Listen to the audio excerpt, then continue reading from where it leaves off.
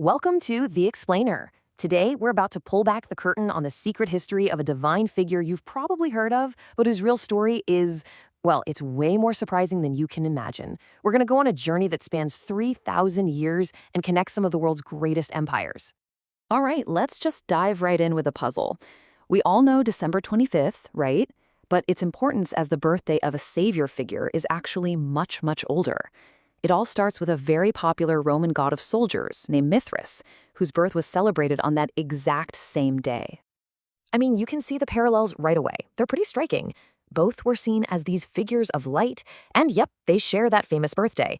But the answer to our puzzle isn't as simple as one just copying the other. No, it's this incredible journey of a single deity, a story of transformation that unfolds across thousands of years.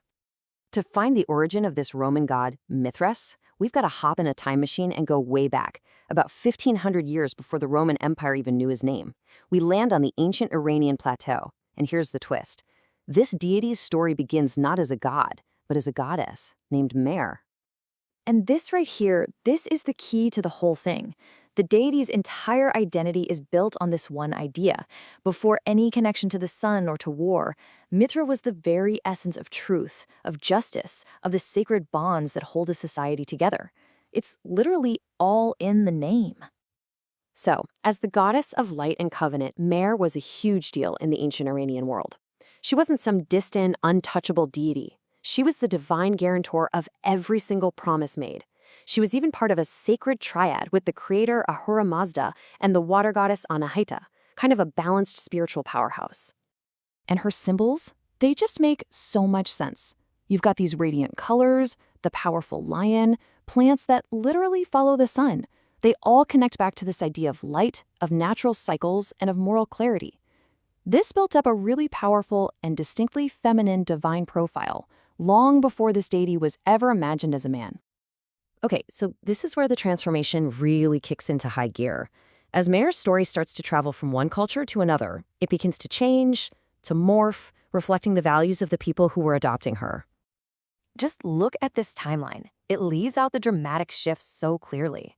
The journey from a goddess of promises to a god of soldiers, that didn't happen overnight. It was a slow evolution. You can see how the gender and the role change as the deity crosses from Iran into India, and then, most dramatically, into the Roman Empire. So how in the world did this happen? Well, it was basically a four-step process. It started with some small language shifts back in Iran, then a full move to a male role in India, and finally, a complete reinvention in Rome. You had these shifting social norms, especially the rise of patriarchal structures, and they just reshaped this deity to fit their new cultural values. And this was the most radical change of all. Once the Roman military got their hands on this deity, the focus shifted completely. It wasn't about social justice or contracts anymore. It was about the core values of the legions: strength, discipline, loyalty, and the promise of rebirth after a hard life of struggle. A goddess of truth became a god of war. And that brings us right back around, full circle, to our original mystery. So, was early Christianity just a copy of Mithraism? Well, the real story is, as it often is, way more interesting and complicated than that. The key thing to understand here isn't direct borrowing. It's more like cultural osmosis. Mithraism and early Christianity were both growing up in the same dynamic, multicultural Roman Empire. They were drawing from the same common pool of really powerful ideas and symbols that were just floating around at the time.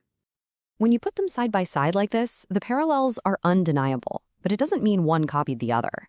Both traditions use the superpotent symbolism of the winter solstice, the rebirth of the sun, for a savior's birth.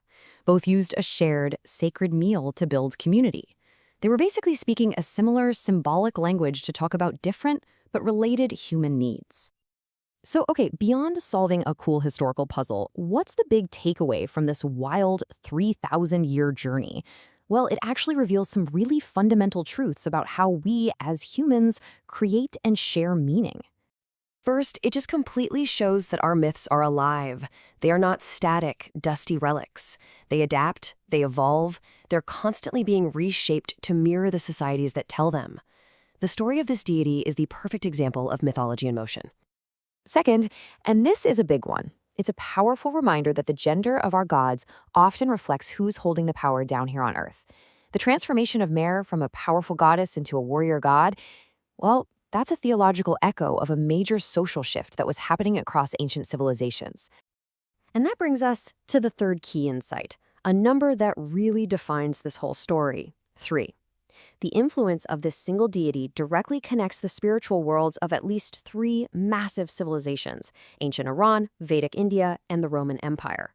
I mean, that is a stunning testament to how interconnected our world has always been. And finally, what this whole thing proves is that some ideas, they're just universal. The endurance of this deity shows it. The metaphor of light revealing truth, of the sun conquering darkness, that speaks to a really fundamental part of the human experience.